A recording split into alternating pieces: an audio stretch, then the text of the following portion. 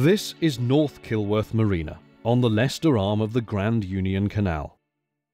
In one corner of the pontoons you'll find not liveaboards or leisure boats, but a selection of narrowboats for sale. For this is the home of ABNB, a narrowboat broker. Indeed, the broker I bought my own boat from 6 years ago. They recently moved here from Crick Wharf because they needed more space and better facilities for customers. Such growing demand is being reflected all across the industry, with boats selling within hours of being advertised.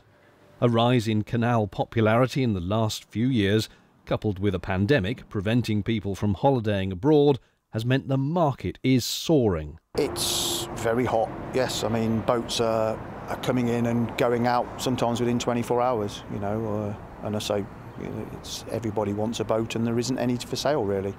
About 4 years ago, I made a video looking at what you get for your money, from basket cases for a few £1,000s to shiny new custom-made luxury models. If I remember that video correctly, I said that you could pick up a reasonable boat that would nonetheless be a project boat and need some updating for about maybe £30,000 to £35,000. It should have a decent hull and a reasonable engine, but you'd probably want to spend quite a lot of time refitting it. And that for perhaps £40,000 to £50,000 you'd pick up a fairly decent boat, and any improvements might be more cosmetic. At £50,000 to £60,000 you were looking at really quite a nice boat indeed, and anything more than that, well, you were just basically getting newer and newer boats. Today, with demand so strong, prices have gone through the roof, and what you need to pay for even a basic boat is substantially more than it used to be.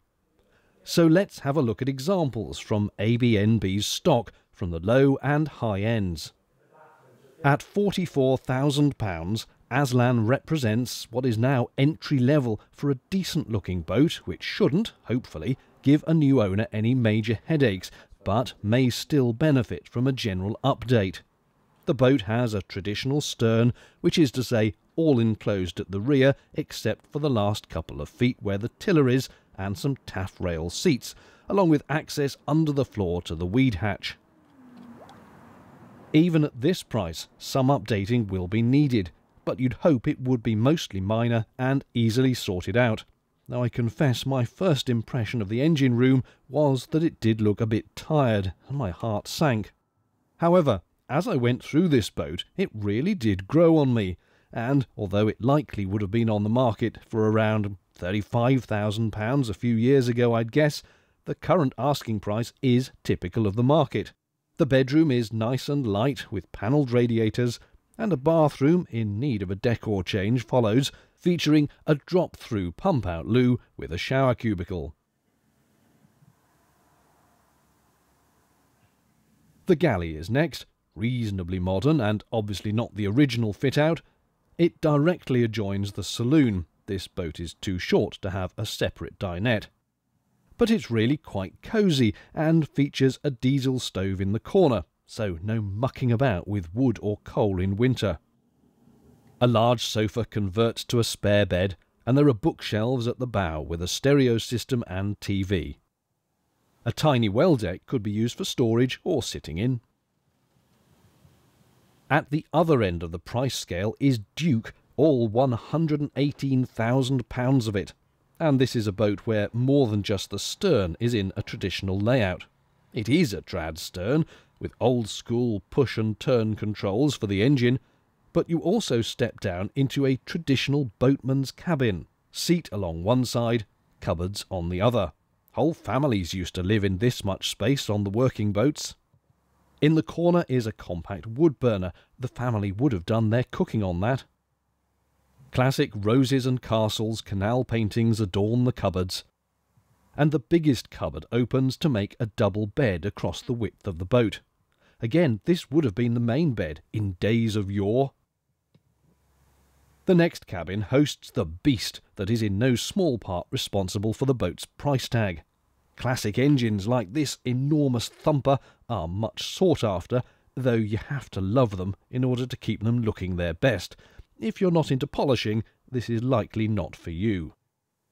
We step into what is now the main bedroom, designed also to fold down across the width.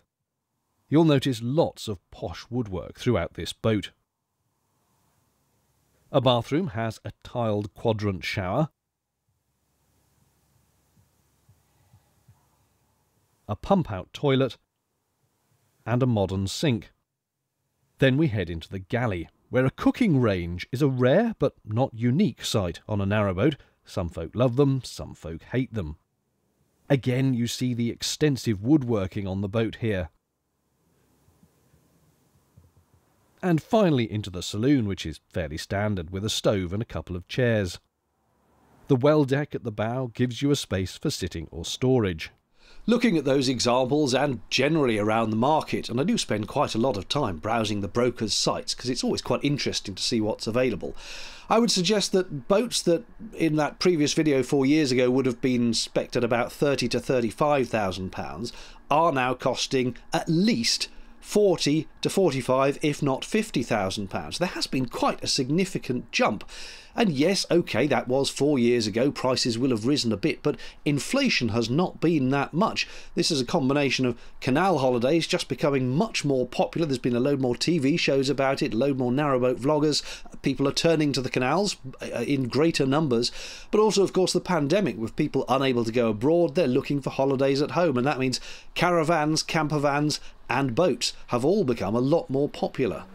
Back at ABNB HQ, which has a rather splendid view from their office over the pontoons, new buyers have arrived for a test drive of the boat they've set their heart on. Guided by a broker, they'll step aboard, start up the engine and go for a half-hour chug down the canal, just to check all's well with their intended purchase. The broker backs the boat out of the tightly packed pontoons. You have to become an expert in boat handling in cramped quarters when you want to sell these things.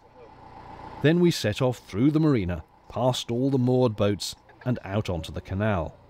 As I haven't done any trips on my own boat lately, I thought I'd let a few seconds of this run just for anyone missing my cruising videos, and it was a very lovely sunny day.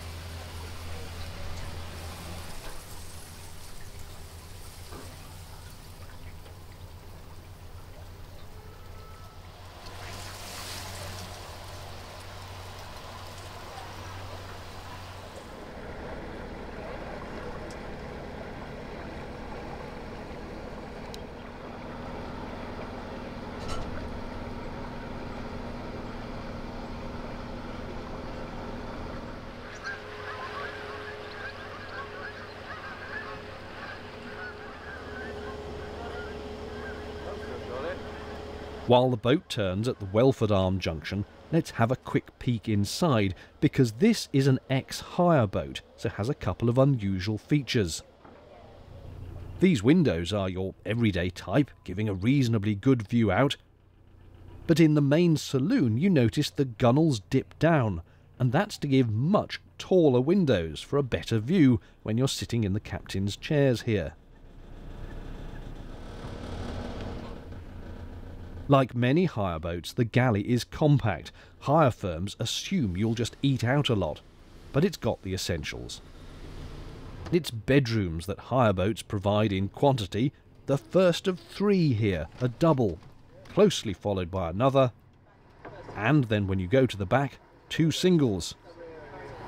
Admittedly, this boat is 70 feet long, but if it's accommodation you're after, an ex-hire boat can be a good bet. I chatted to the new owners and asked how difficult it had been to buy in the current market. We've been looking since January, and we've had potentials. Literally, this came up 4 o'clock one evening. 4 o'clock on a Thursday evening. And we were already due to go and see a boat elsewhere in the country at 8 AM the next day. That wasn't right for us. We hadn't had an appointment. We just travelled north in the hope to be the first ones to see the boat, knowing that they go that quick. And we put the offer in below asking price, drove away because they realised they had the whole weekend of viewing. We didn't even get 40 minutes down the road, and we put the full price offer in. So we want this boat because, like I said, it's difficult to get hold of the spec that you want. My top tip, if you see a boat you like, you need to go and view it there and then, or as soon as you can. If you can't view to the weekend, if it's that kind of boat, it probably won't be there the weekend. So difficult when you've got a job and you have to work for a living, but my top tip is, if you see it, go and see it. It's always worth having a survey. We always recommend you have a survey. Choose your surveyor well, and be realistic. If you haven't offered the asking price, which seems to be the trend at the moment, be prepared for the seller, the vendor, not to want to negotiate too much after survey. You know, it's a case of being realistic. Notwithstanding the difficulties of international travel over the last 18 months, 2 years or so, I do still get quite a lot of queries from viewers overseas asking whether it is possible for them to buy a narrowboat. And indeed, I have done an interview with an American couple who did just that, and they spend 6 months in America and 6 months over here on the boat. I'll leave a link to that video in the description. Now, that was pre-COVID, but talking to Justin at ABNB, he assures me it is still possible. Pre-COVID, there's always a lot of overseas customers that want to buy a boat to live on or cruise for so many months of the year, and obviously they have the difficulties of, you know, they're a long way away for viewing. So, but it's manageable. You know, there's ways around it, and we successfully sell to boats or to owners that are from foreign shores. You know. Before we finish, let's have a look at a genuinely classic boat, which is definitely a case of love it or loathe it. For £90,000 you are paying for heritage and a vintage engine. This is a working boat hull converted to liveaboard with canvas covering over the habitation shell. ABBA was built in 1936 with an iron hull, which, if you peer at the rear, is showing the marks of time, but maybe consider these badges of honour rather than dents. It's a hefty 71.5 feet long, the maximum for a narrowboat. Inside, starting at the back, is an even more traditional boatman's cabin than on Duke. The controls are for speed and forwards or reverse. The cabin features the traditional canal art, as well as traditional canal lace and plates on the walls. Untraditionally, the cupboard which normally hosts a pull-down bed in this kind of layout has been switched to a more useful laundry bay here, with a freezer as well. Here's that engine, a Russell Newbury, guaranteed to give a satisfying thump, thump, thump, thump, thump, thump as you chug along the canals.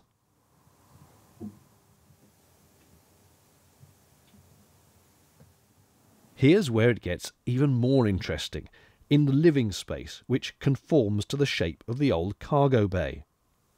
The bedroom is conventional with highly detailed woodwork, as you'll see throughout the boat. The bathroom is very modern with under-gunnel lighting, tiled splashbacks and an unusual sink. The shower is like an Art Deco telephone box.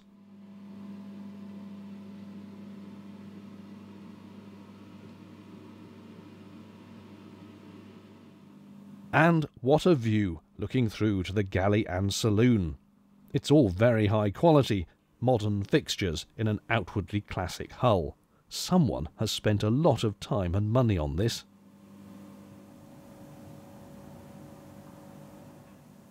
I quite like this space-saving half dinette, vaguely reminiscent of a church pew, I grant you, with all the woodwork, but a good space to eat or work. Finally, here's the main living area, very comfortable and cosy, and with that roof, also slightly cathedral-esque. I couldn't decide if I could actually live with this boat myself. It's got a unique charm, but did feel a tad dark with only porthole windows. And maybe that privacy is exactly what a new owner would like, but since filming it's vanished from the ABNB listings, so I presume it has now sold. Incidentally, if you're thinking of selling right now, Justin has some tips for you too. Just present it well, make sure it's clean and looks looked after. You know, we get offered quite a lot of boats that turn up dirty and just look unloved, and they'll still sell, but you know, it's like anything. If it looks like it's been loved and it's clean and well looked after, it just gives that good impression when you first step on board, and that's what it's all about. The sort of that first thing when you walk through the door. Looking back, I would say prices were definitely rising even before COVID and before we all had to stay in the UK rather than going abroad for holidays. But now they're in this astronomical price rise. But is it a bubble? That is the question. If you buy one now and suddenly next year everyone can go abroad again and spend 2 weeks in Spain instead of on a narrowboat, will prices crash? Well, I put that to Justin. Boat prices have increased, but then boat prices seem to increase every year over the last so many years. Whether that will change next year, in theory, if there's more boats, the prices will come down, but who knows? If you want a narrowboat and will enjoy it, then maybe whatever the fee, the result is worth the cost. Perhaps be prepared that if this is a bit of a blip or a bubble and prices settle down as people begin to take holidays abroad again, your purchase may lose value far quicker than you'd like. But if your intention is to keep it and enjoy it for the long term anyway, then a value drop becomes less relevant. Thanks for watching. Cheerio.